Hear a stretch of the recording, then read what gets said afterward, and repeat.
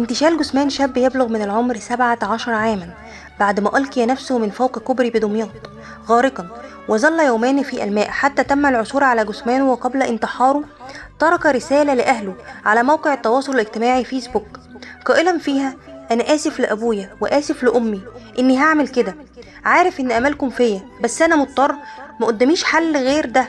أنا آسف ليكم قوي قوي، ويا جنى بالله عليكي ما تزعليش مني، انا اسف، انا بكتب ليكم الكلام ده وانا بعيط، الدنيا ضاقت بيا قوي، انا اسف ليكم قوي قوي، سلام، هتوحشوني قوي، ادعولي يا جماعه، ادعولي وما تنسونيش خالص بالله عليكم. ودي كانت رسالته قبل الانتحار. ايه اللي يوصل شاب في مقتبل العمر للانتحار؟ لسه عنده 17 سنه، يعني لا هو متجوز ولا عنده بيت ولا عنده اولاد ولا في مسؤوليه عليه. ايه اللي يوصله ان هو ينتحر غير ان هو ممكن يكون عنده اضطرابات نفسية؟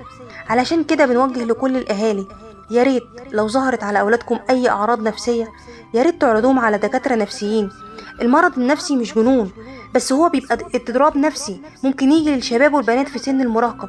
يا ريت ناخد بالنا من اولادنا ونحافظ عليهم وناخد بالنا من تصرفاتهم قوي لو في اي علامات ظهرت عليهم، تجنبا للاذى النفسي او ايذاء الغير.